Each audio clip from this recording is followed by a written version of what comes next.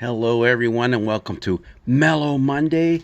Yep, it is a mellow Monday, nice and quiet, except for the birds singing and the roosters crowing in the back. It's a nice quiet day. It's 35 degrees out, overcast, but it's calm. It's kind of nice out, really, to be sitting here on the porch, and kind of nice to look at our psalm for this coming Sunday, Psalm 119. Yeah, that's what we're going to read from.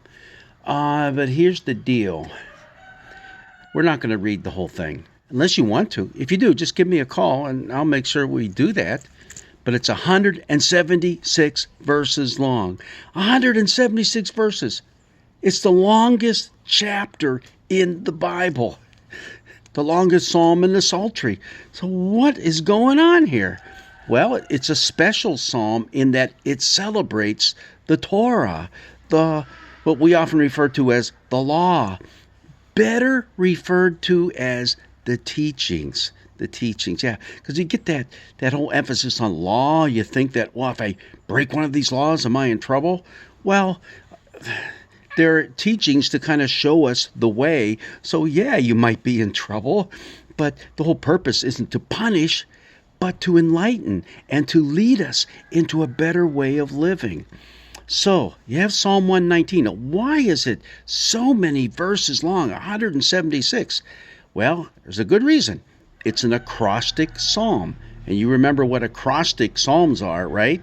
They're the ones that take the letters of the alphabet, A, B, C, D, go all the way to the end, and it's Aleph and Beth, and all the way to the end in the Hebrew alphabet. And each verse starts with that corresponding letter. So verse 1 is A, verse 2 is B, verse 3 is C. Only what it is of Psalm 119 is each stanza begins with that letter. And each stanza is 8 verses long. So the first 8 verses of Psalm 119 all begin with Aleph, with A. The next 8, so that would make it, let's add 1 through 16 and then move on from there, 17 and on for 8 verses through 25. They all are B, and you go all the way through the Hebrew alphabet. There's only 22 letters in the Hebrew alphabet, so that's why it goes up to 176.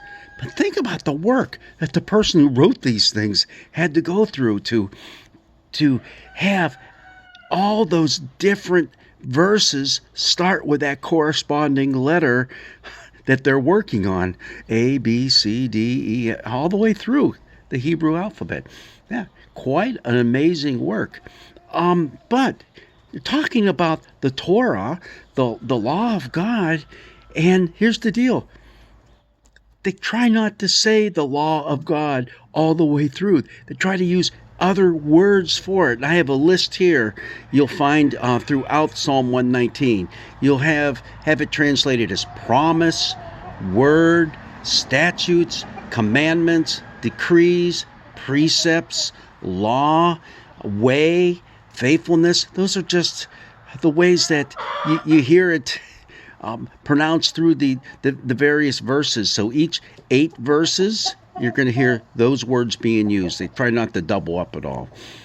But, okay, so I think here's the deal. What we should do is memorize together Psalm 119. Yeah, we could do that, right? Especially if it's an acrostic psalm. So we know all the verses are going to start with A.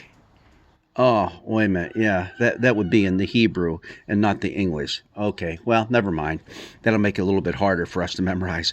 Unless you want to get a Hebrew Bible and memorize the text. Be my guest. All right. So what do you have going on in this first one? Let me pull up the scripture passage.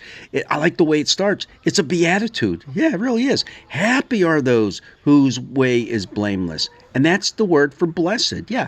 Happy are those whose way is blameless, who walk in the law of the Lord. Happy are those who keep his decrees, who seek him with their whole heart. Now, you take those 2 verses, and let me tell you, you really have the essence of the entire Psalm 119. So, yeah, okay, we don't have to go through it then. We'll just skip it. No, it's one that in many aspects of the Jewish faith They say this Psalm 119 as like an opening prayer in the morning for their devotions, and they go through it.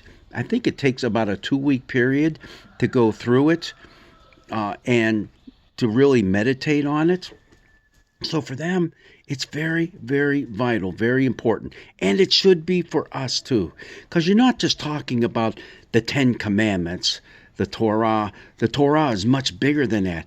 It contains 613 commandments. And oh, yeah, a lot of those you look back and they seem dated. They seem to refer to a time long ago and don't have any relevance for us today. But the essence of them has relevance for us today. So they're good to look at and they're good to grab a hold of because they talk about God's love, mercy, and steadfast love to you and to me. That's not just reserved for the New Testament with the coming of Jesus. No, that's all through the Older Testament as well. So keep that in mind as you look through it. For this coming Sunday, we are going to be doing the first 8 verses of Psalm 119, the Aleph, the A. And it ends with this: I will praise you with an upright heart when I learn your righteous ordinances. I will observe your statutes. Do not utterly forsake me. Yeah, especially if I fall asleep reading Psalm 119. It seems to be very repetitious. That's why it's very good to break it down and maybe, break it down over a 2 week period. Just do a grouping of 8 each day for 2 weeks and you'll get through it. And maybe you'll learn a little thing or two about observing the Torah, the law of God, His statutes, His teachings, His ordinances that lead us into a life of love and caring for one another. Well, God's blessings be with you. Enjoy your day. Like I said, it's kind of gray and overcast, but it's nice as well. Nice, relaxing, refreshing. Good time to mellow out. Blessings be with you.